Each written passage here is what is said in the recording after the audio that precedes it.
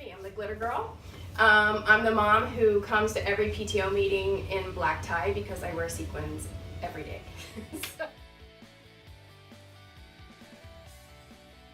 Jaron Fine Jewelry, where I make custom gold and diamond pieces, as well as a production line in sterling silver that I sell online, and most of the time I sell for nonprofit fundraising. When I retired from New York, I was the head designer for Avon, the cosmetic company, and I designed their jewelry and watches.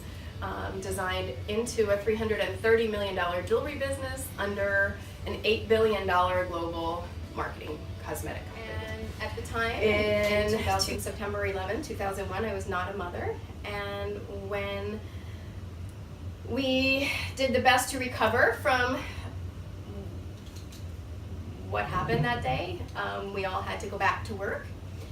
And it changed everything and made me question why I was doing and what I was doing. And while I loved what I was doing corporately, I realized that I had been in New York for many years, and that maybe the next chapter of my life was about to start personally, and I did decide to pursue having a family.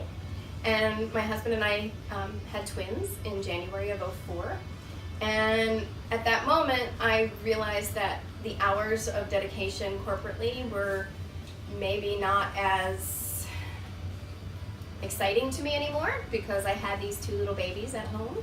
And in '04 also happened to be the year that my father was going to pass away in New York City, where I didn't think I was going to make it, and remember the fact that I left New York City with an office in Rockefeller Center, working for a Fortune 100 company, making more money than I ever thought a little art school girl could ever make. I choose to remember that instead of the times that allowed me to grow. You know, I choose to think happy thoughts. I'm a very happy person, and I even say that about the jewelry that I create. I have a very happy business. People come to me to commemorate happy moments, even if they come here after someone passes away. Well, they come here full of sadness. They leave here full of joy, because we have taken their deceased relatives' pieces of jewelry and turned them into pieces that they want to wear.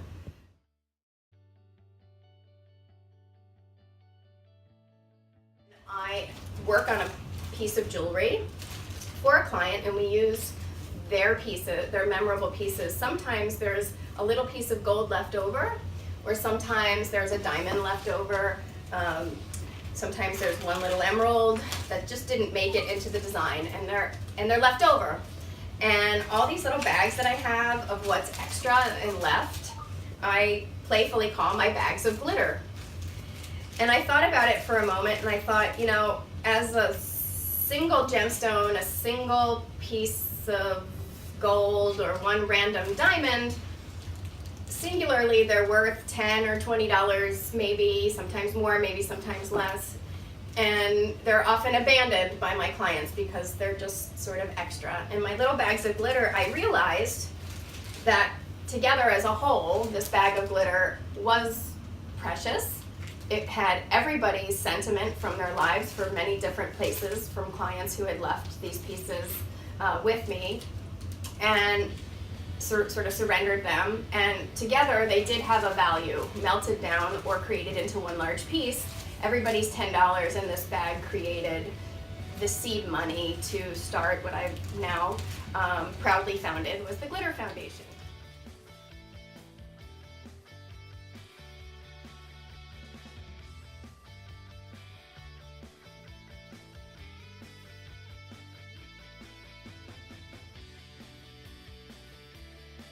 The thing about jewelry is that people need it, they want it, they crave it, they desire it. Very similar to social media.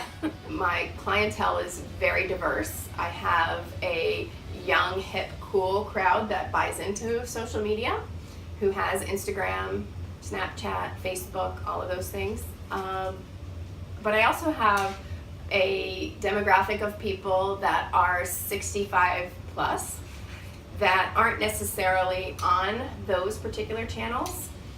And one of the things that I am really proud of is the fact that I have been able to actually help them understand social media with the need to share their message, because their stories are so beautiful that when a client walks into my studio with a piece of jewelry that is sentimental to them, I am able to immediately photograph in front of them, videotape them with their jewelry, in the sense that I'm able to videotape them and their story immediately at my desk. And if they don't have email, their children do. And what has happened is I have built a network of people with my clients' children, and the people that they share their stories with.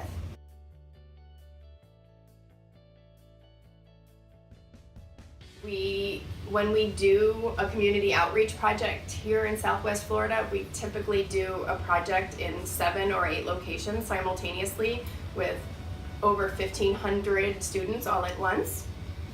And with that, we send out not only an army of instructors, but an army of photographers, videographers, and we are able to capture every moment in time with essentially photojournalism. And we're able to take that photojournalism and really tell our story in pictures. So oftentimes as an artist, I feel words aren't really my strongest thing. But with pictures and the visual imagery, not only of the artists that volunteer their time, but also the programs that are available today to share our message, we are able to gather a group of people and tell our story really, really clearly. And every day I'm proud to say that another person reaches out to me and asks me how to get involved.